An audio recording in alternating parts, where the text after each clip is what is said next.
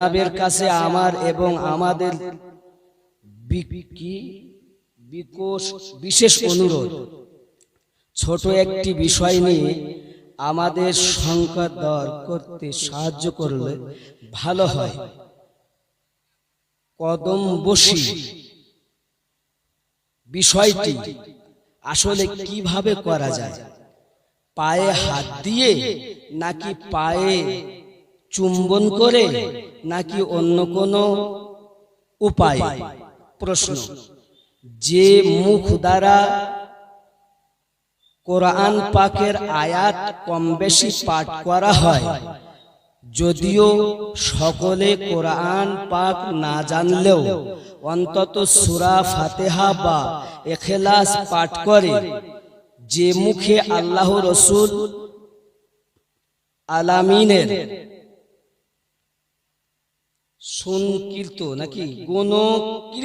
গণকীর্তন করা হয়, সেই মুখ কি করে কদমে স্পর্শ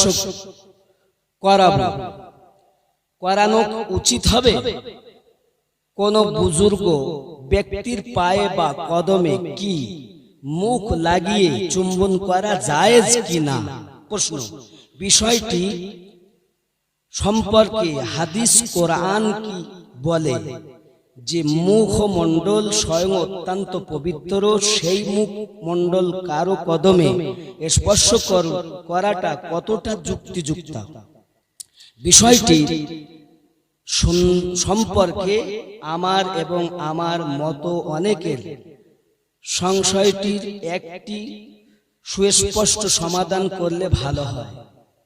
জনাবের কাছে আমার এবং আমাদের বিশেষ অনুরোধ। নাম কি আপনার? যে প্রশ্ন করেছে তারা উঠে দাঁড়ান। কই কই সে তিনি কই? আমার সামনে আসেন, আসুন সামনে আসুন, বসুন।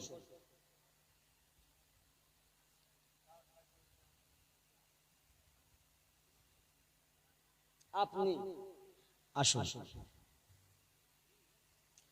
খুব ভালো প্রশ্ন করেছেন আপনি। প্রশ্ন করেছেন আপনার বাড়ি দুর্গাপুর। এখনই যদি প্রশ্নের উত্তর যাই, অনেকের মন খারাপ হয়ে যাবে। ইনশাআল্লাহ দুর্গাপুর। আপনার নাম? মোহাম্মদ রুহুল আমিন মোল্লা। আপনার আব্বা বেঁচে আছেন? আছেন। আপনি কি কোথাও মুরিদ হয়েছেন? মুরিদ হওয়া কি মানেন? হয় মানে। মাশাআল্লাহ। আপনার আব্বা কি কোথাকার মুরিদ? আচ্ছা। পীর মানেন? মানে। বসে। ইনশাআল্লাহ প্রশ্নটার উত্তর দিতে হবে কিনা বলেন? দিতে হবে কিনা? অবশ্যই দেব, ইনশাআল্লাহ দেব। আমার ওয়াহারি হুজুরের সাদকায় কোরআন এবং হাদিস থেকে স্পষ্ট দলিল দেব। রাজি আছেন? জি। যাই হোক বাবাজি, ইনি বলতে চাচ্ছেন এই মুখ দিয়ে মুখ পবিত্র। প্রশ্নটা কি বুঝেছেন? উনি প্রথমে দিয়েছেন আসসালামু আলাইকুম। সবাই বলুন ওয়া আলাইকুম আসসালাম। সালাম দিলে উত্তর দিতে হয়। সালাম দেওয়া সুন্নাত, উত্তর দেওয়া ওয়াজিব। বাবা, আগে হিসাব করতে হবে আপনাকে। চুমা খাওয়া হারাম, চুমা খাওয়া জায়েজ, চুমা খাওয়া নেকি, আগে জানতে হবে। চুমা খাওয়া, কদম বুসি আর চুমা, কথা বুঝতে পারেন? কদম মানে কি আর বুসি মানে চুমা। চুমা কি ধরেন এই মাওলানা সাহেব বসে আছেন, আমি কি দিলাম এনার কাছে? আমি যদি ঠোঁট লাগাই তো কি বলতেন? চুমা হয় ঠোঁট দিয়ে, হাত দিয়ে চুমা হয় না। এটা আগে মাথায় রাখতে হবে। আব্বা, চুমা খাওয়া হারাম, তাহলে চুমা খাওয়া জায়েজ কোথায়? আপনি মোহাব্বত করে সন্তানকে চুমা দেন, জায়েজ। নাতিপুতিকে চুমা দেন জায়েজ। যদি আপনি চুমা, আমি দলিল দেওয়ার আগে ভাব বুঝাচ্ছি, ছেটে না নিলে চাষ হবে না। সন্তানকে চুমা দেন জায়েজ, নাতিপুতিকে চুমা দেন জায়েজ, স্ত্রীকে চুমা দেন জায়েজ।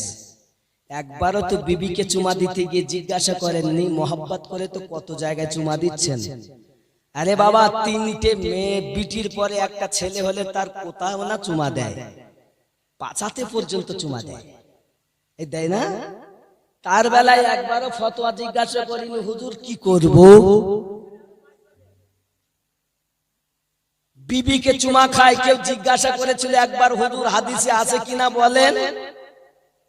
বিবির কোথায় কোথায় চুমা খেতে হবে বলেছিল, ও হাতে চুমা দিচ্ছে এখানে, নবী বলেছেন চুমা দিতে হবে এখানে, ও একবারও জানে না, চোর কোথাকার। ইউটিউব দেখে, সিরিয়াল দেখে শিখেছে, তা কি বুঝবে ও?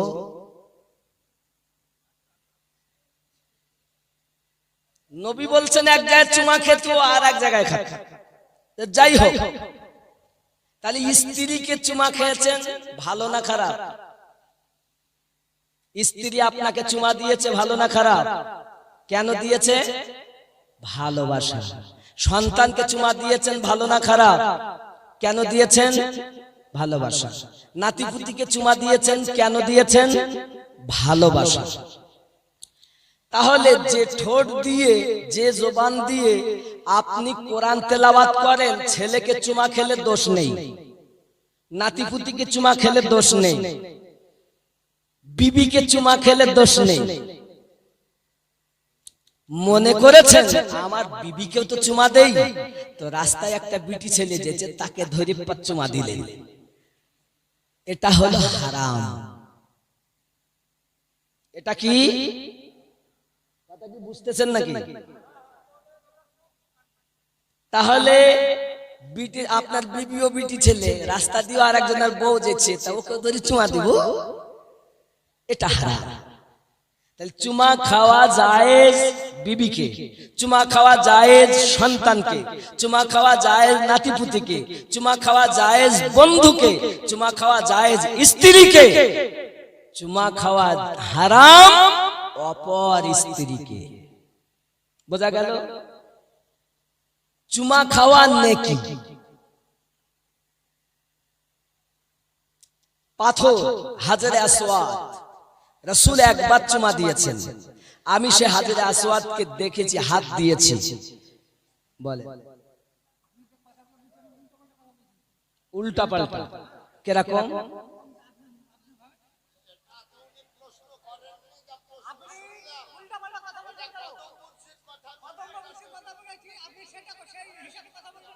চুম্বন করার কথা বলেছেন, বলেন।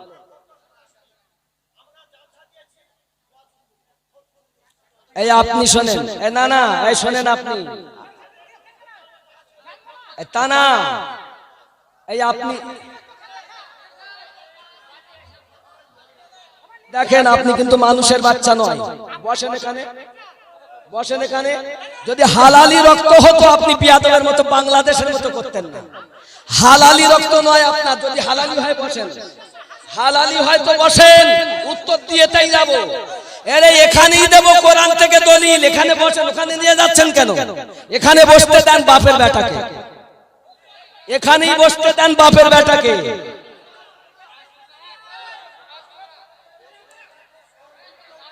না বিস্তারিত না বললে বোঝা যাবে না, চোরের মতো বললে হবে।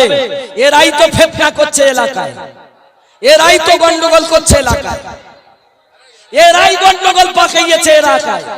যদি মায়ের বেটা হয়, এখনো যদি দুধ হালালি হয়, এখানে এসে বসো, হাদিস ও কোরআন থেকে আমি দলিল দেব, তার আগে যুক্তি তোমাকে মানতে হবে।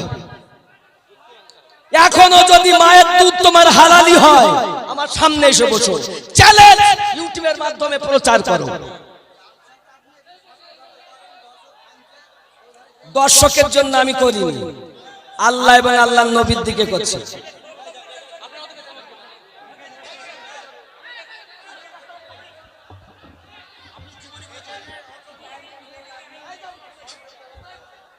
বাপজি, প্রশ্ন উত্তর দেওয়ার মাঝে যদি কেউ কটূক্তি করে, বুঝতে হবে প্রশ্নকারী প্রশ্ন ক্লিয়ার হওয়ার আগেই আবার প্রশ্ন করছে বা ঝামেলা পাকাচ্ছে, এর সঠিক উত্তর নেওয়ার ইচ্ছা না।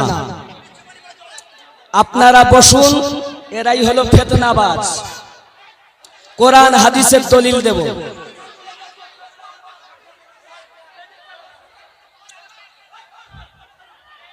মোহাব্বতে এই মাইক নিয়ে তুমি বলো, লোকজনকে শান্ত করো। চুপে যান, চুপে যান।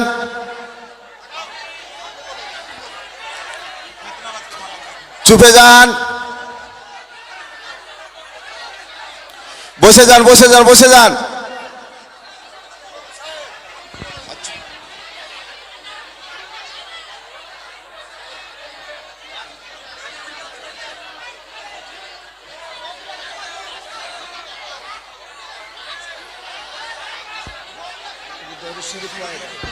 চুপে যান, এই বসেন, বসেন, বসে যান। আরে এখনই জীবনে হবে ওরকম ফতোয়া 1000 গাড়ি দিয়ে দিছি, বসেন।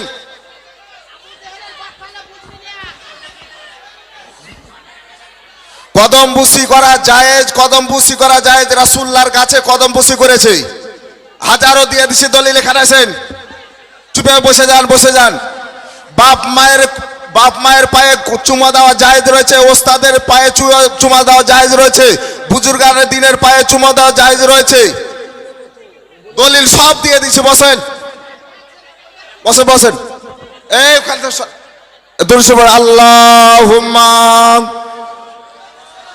দুরুদ আল্লাহুম্মা সাল্লু আলা সাইয়্যিদিনা মাওলানা মুহাম্মদ ওয়া আলা আলি সাইয়্যিদিনা মাওলানা মুহাম্মদ সাল্লু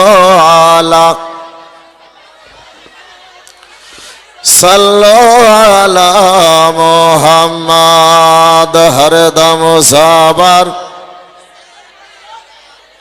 পাক নামে মুহাম্মদ, হরদম সাবার শাফিআনা মুহাম্মদ।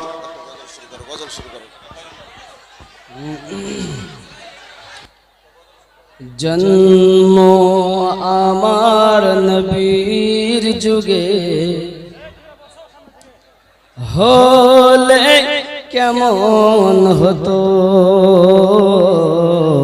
জন্ম আমার নবীর যুগে হলে কেমন হতো, দুনয়নে রসূলে পাক দেখিলে কেমন হতো, জন্ম আমার নবীর যুগে হলে কেমন। আমার সঙ্গে একটু বলতে পারবেন না?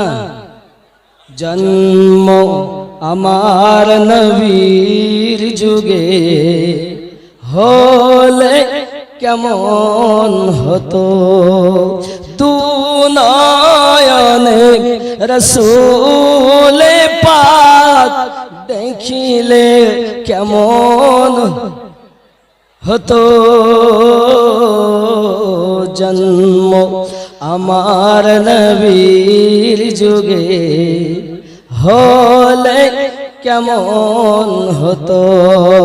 জোরে বলুন সুবহানাল্লাহ।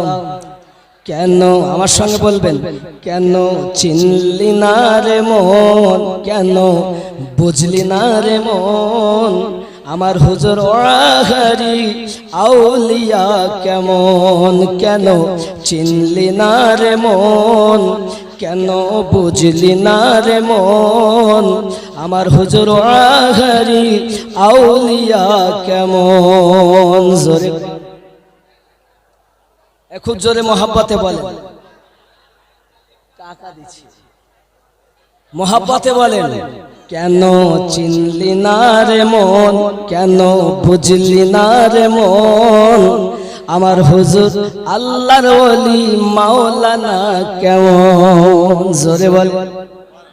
হযরত ওয়াহারি রাহমাতুল্লাহ আলাইহির সম্পর্কে বলছি, কেন চিনলি না রে মন, কেন বুঝলি না রে মন, আমার হুজুর ওয়াহারি আউলিয়া কেমন।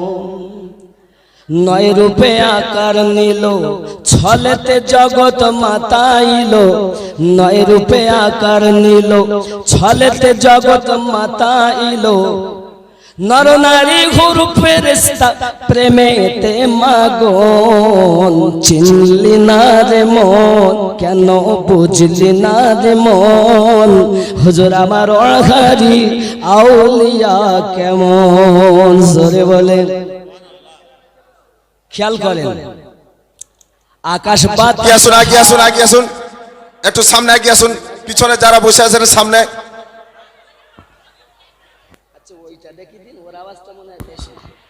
আকাশ বাতাস হার, সুবহানাল্লাহ বলেন, এর থেকে এইটা ভালো, এটা লেও দিন তুলে।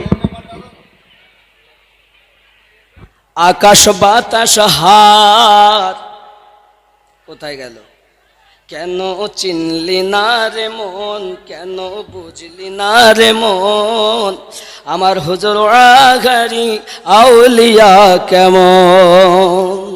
এই আকাশ বাতাস হার,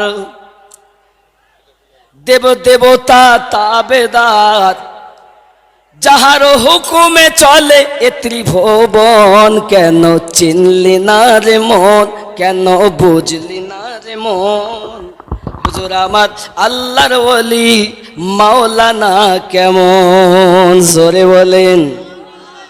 কথা কি বুঝতেছেন? আব্বা আমার আগিয়ে চলেন।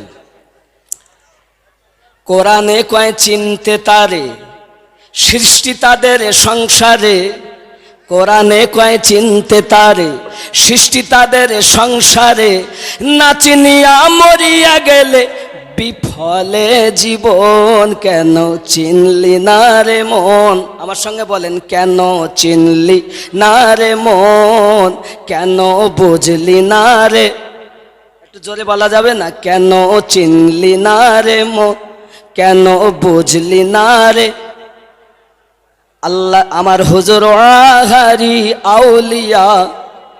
একটু জোরে বলবেন। বাংলাদেশে কত শান্তি, বলার সাথে সাথে শ্রোতারা বলে, আর আমাদের জোর করি বলাতে বলে মৌলবি এনেছে, তারা বলবে আমরা বলবো কে, এইরকম ভাব। কেন চিনলি না রে মন, কেন বুঝলি, আমার হুজুর ওয়াহারি আউলিয়া। কোরআনে কয় চিনতে তারে, কোরআনে কয় চিনতে তারে, সৃষ্টি তাদের সংসারে, না চিনিয়া মরিয়া গেলে বিফলে জীবন, কেন চিনলি না রে মন, জোরে বলুন।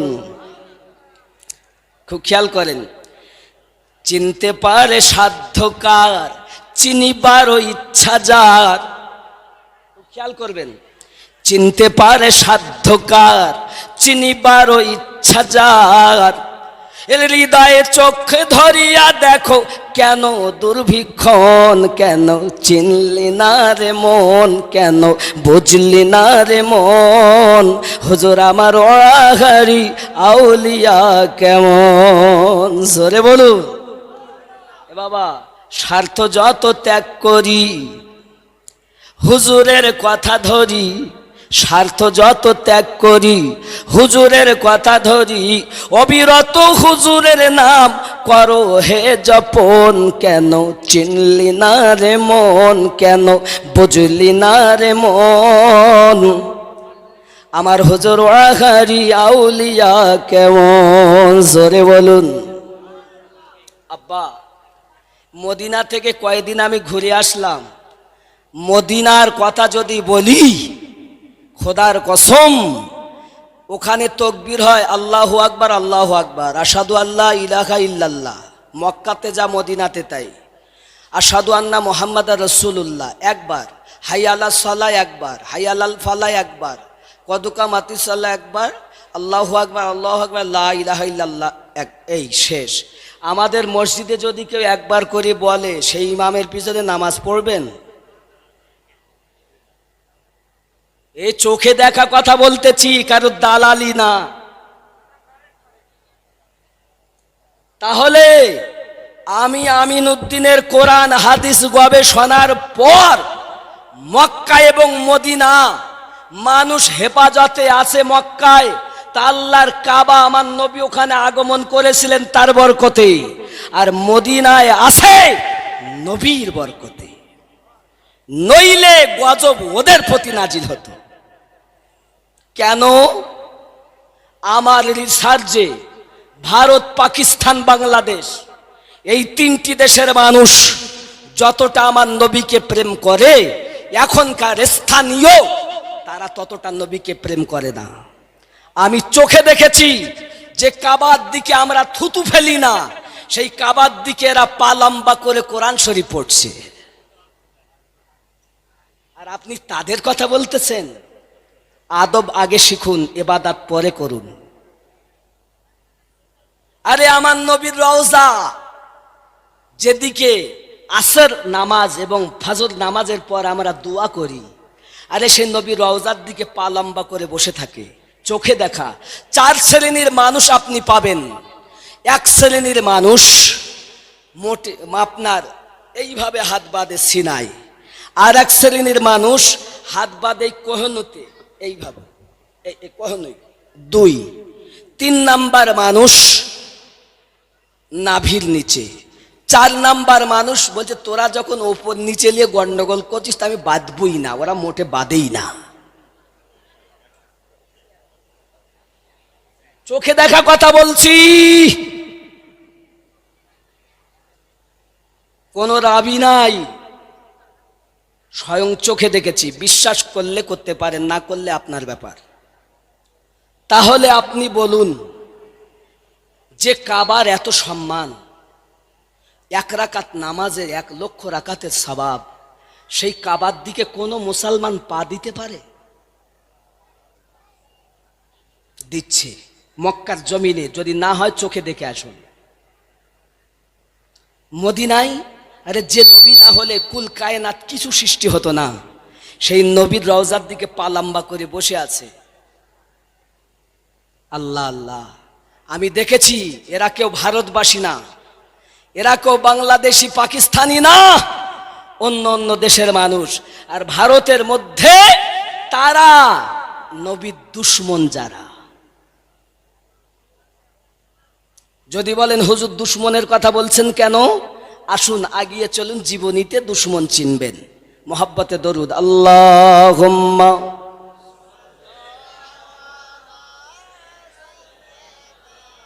মাওলানা মুহাম্মদ ওয়া আলা আলি।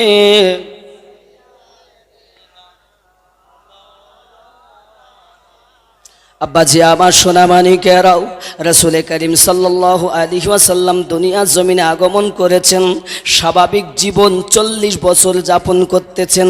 কিন্তু আমার নবী পাকের আগমন করা, তারপরে আর একজন জন্ম নিয়েছেন যিনি আমার নবীর প্রথম খলিফা হবেন। আমার নবী থেকে 2.5 বছরের ছোট, যাকে আমরা পরিচিত নামে জানি আবু বকর রাদিয়াল্লাহু তাআলা আনহু। কিন্তু হযরত আবু বকর রাদিয়াল্লাহু তাআলা আনহুর নাম আবু বকর রাদিয়াল্লাহু তাআলা আনহু নয়, ওনার আসল নাম হলো আব্দুল্লাহ ইবনে উসমান। খেয়াল করবেন। আব্বাজি আমার সোনামানিক, আগিয়ে চলুন। আমার রাসূল করিম সাল্লাল্লাহু আলাইহি ওয়াসাল্লাম থেকে 2.5 বছরের ছোট। আব্বা আমার ছোট্টবেলা থেকে আমার নবী পাকের সঙ্গে হযরত আবু বকর রাদিয়াল্লাহু তাআলা আনহু চলাফেরা করেন, ওঠা বসা করেন। বাবা আমার যেখানে যান পাশে করে চলে যান। চলুন আগিয়ে যাই বাবা। যখন বয়স হলো, আমার নবী যখন হযরতে আব্দুল মুতাল্লিব, হযরতে আবু তালিব রাদিয়াল্লাহু তাআলা আনহুর সঙ্গে চললেন বাবা আমার তেজারাত করতে। তেজারাত করতে যাওয়ার পর সাথে সাথে বাবাজি আমার আবু বকর রাদিয়াল্লাহু তাআলা আনহু তিনিও গিয়েছিলেন। আব্বা আমার যাওয়ার পরে আমার নবী এদিকে এক এক করে 40 বছর বয়স হয়ে গেছে বাবা। এমন সময়তে মক্কা নগরে আমার নবী পাককে আল্লাহ অর্ডার করলেন, আয় আমার হাবিব, এবার আপনি এক আল্লাহ প্রচার করে দিন। জোরে বলো। 40 বছরে নবী হননি তিনি। নবী আসমান জমিন কিছুই ছিল না, তখন তিনি নবী ছিলেন। যদি বলেন হুজুর দলিল দেন, তো দলিল বহু দেওয়া যায়, তবে একটা হাদিসও আপনাদের কাছে বলি। আদমের আগেও নবী তিনি, সহি দলিল, কুনতু নবিয়্যান ওয়া আদামু বাইনার রূহি ওয়াজ জাসাদ, হাজা হাদিসুন সহিহুন বিল ইসনাদ। হাদিসটি সহি সহি সহি। আদম যখন মাটি পানি, তখন আমার নবী আল্লাহর নিকটে নবী। অনেক দলিল, যাই হোক বাপ, আগিয়ে চলুন। আল্লাহর হাবিব যখন 40 বছর বয়সে প্রথম বলছেন, আপনারা এক আল্লাহকে মানুন, কেউ স্বীকার করে না, কেউ স্বীকার করে না। সেই সময় আবু বকর রাদিয়াল্লাহু তাআলা ওখানে ছিলেন না, উনি ছিলেন সিরিয়ার মাটিতে তেজারাতে। এখন সিরিয়ার মাটিতে তেজারাত যখন করতেছেন, তেজারাত করার পরে রাতে বিশ্রামে গেছেন, হঠাৎ দেখছেন আকাশের এক চাঁদ তার বুকে নেমে এসেছে। জোরে বলেন। আশ্চর্য হয়ে গেলেন। হযরত আবু বকর রাদিয়াল্লাহু তাআলা আনহু সকালবেলা উঠলেন, ওঠার পরই স্বপ্নের মানে যারা করে তাদের কাছে গেছেন। বাবা, এমন সময়তে আপনার কিনা মানে জিজ্ঞাসা করছেন, আমি রাতের বেলা এই স্বপ্ন দেখেছি। উনি জিজ্ঞাসা করছেন, আপনার বাড়ি কোথায়? বলে মক্কায়। তাই নাকি? মক্কা নগরে আপনার বাড়ি। আপনার চুল, আপনার চেহারা, আপনার চোখ, আপনার সিনা, আপনার টাং সব কিছু মিল পাচ্ছি দেখে। তবে বলেন আপনার আপনার নাভির নিচে কি তিল আছে? সুবহানাল্লাহ বলেন। আমি তারিখ বলছি, দালালি কথা বলছি না। হযরত আবু বকর রাদিয়াল্লাহু তাআলা বলেন, এ কথা তো আমি নিজেও খেয়াল করিনি যে আমার নাভির নিচে তিল আছে। বলছে, আমি যেটা কেতাব পড়তেছি সেই কেতাবে বলা আছে আমার নবী পাক সাল্লাল্লাহু আলাইহি সাল্লামের প্রথম খলিফা হবে যিনি, তার বয়স হলো 390 বছর। স্বপ্নের মানে যে বলছে ওর বয়স কত? 390। আমাদের নবীর বয়স কত? 40। আবু বকর রাদিয়াল্লাহু তাআলার বয়স কত? নবী ছাড়া 2.5 বছর কম। হিসাব করবেন। যে মানে বলছে তার বয়স 390। আমি ইবনে আসাকির থেকে বলছি, এবং হযরত আব্দুল্লাহ ইবনে মাসউদ রাদিয়াল্লাহু তাআলা আনহুর হাদিস বর্ণনা করছি। জোরে কোন সুবহানাল্লাহ। খেয়াল করেন। আচ্ছা ভাই, আপনার নাম? আমার নাম আবু বকর। আপনার আরেক নাম হবে আতিক। আছে না মুফতি সাহেব? আতিক। এটাও আব্বাজি আমার। শুধু তাই নয়, আব্বার নাম যেমন উসমান, ওনার নাম আবার, ওনার উপাধি আবু কুয়াফা। আচ্ছা, এনার নাম আবু বকর কেমন করে হলো একটুখানি বলি, বলবো নাকি? আবু বকর কিভাবে হলো? ওই এলাকায় একজন মানুষ ছিল, তার নাম ছিল বকর। সে খুব মানুষের বংশ, খুব নাম মুখস্থ থাকতো, ও তার যাত্রার বলে দিত। এখন হযরত আবু বকর রাদিয়াল্লাহু তাআলা ওখানে গেছেন, যাওয়ার পর তাকে জিজ্ঞাসা করছে, আচ্ছা আপনি ঘোড়ার নাসল বলেন, ঘোড়ার বংশ পরম্পরা বলেন। এখন সে তো আর বলতে পারে না। তখন আবু বকর রাদিয়াল্লাহু তাআলা ঘোড়ার বংশ পরম্পরা বর্ণনা করলেন। আর যেই বর্ণনা করেছেন, তখন লোক যারা ছিল তারা বলছে যে, আরে তুমি তো বাকারেরও বাপ হয়ে গেলে, তাই নাম হয়ে গেল আবু বকর। জোরে বলেন। আসল নাম কি? আব্দুল্লাহ ইবনে উসমান, ওনার উপাধি আতিক। জোরে বলেন সুবহানাল্লাহ। আরো একটা উপাধি আছে, কি? সিদ্দিক। সিদ্দিক কাকে বলে? প্রথম বাগানে যে ফুল ফোটে তাকে বলে সিদ্দিক। সত্য। হে বাবা, এরূপভাবে অনেক আপনার ব্যাখ্যা দেওয়া যায়, সারমর্ম এতটুকু বলি, আল্লাহর হাবিব বললেন প্রথম ফুল ফুটেছে ইসলামের মধ্যে, তার নাম সিদ্দিক। কিন্তু আমার আবু বকর শুধু সিদ্দিক নয়, মিরাজ থেকে ফিরে আসার পর, আমার নবী মিরাজের ঘটনা বলার পর যখন বিশ্বাস করেছেন, তা আমার নবী বললেন আবু বকর শুধু সিদ্দিক নয়, সিদ্দিকে আকবর।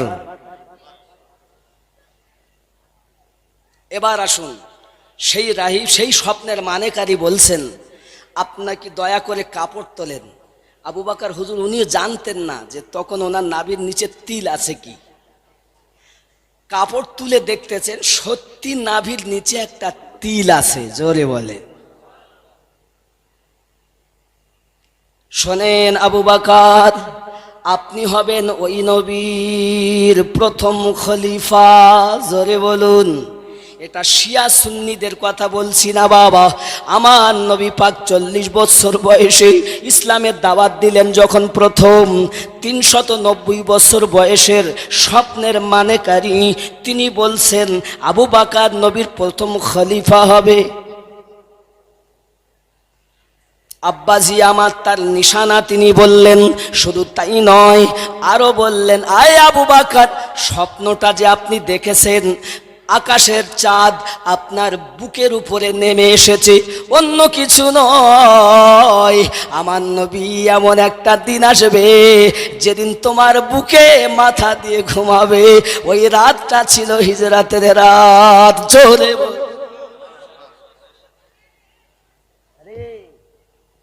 সিদ্দিক আকবর রাদিয়াল্লাহু তাআলা আনহুর কথা বলছি। ইসলামের প্রথম আমার নবী এলান করলেন, এমন সময়তে আবু বকর রাদিয়াল্লাহু তাআলা আনহু আপনার কিনা চলে আসলেন।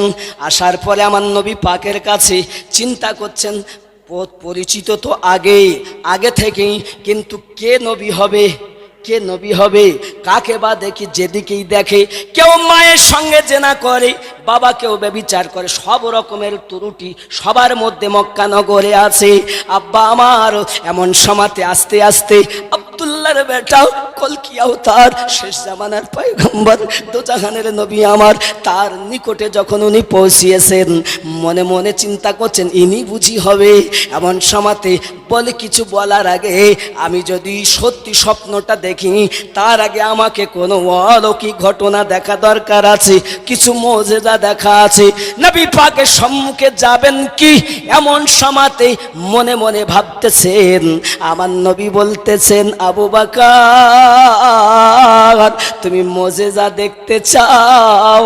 সিরিয়ার মাটিতে বিছানায় শুয়ে যে স্বপ্নটা দেখেছো, ওটাই আমি নবীর মুজিজা।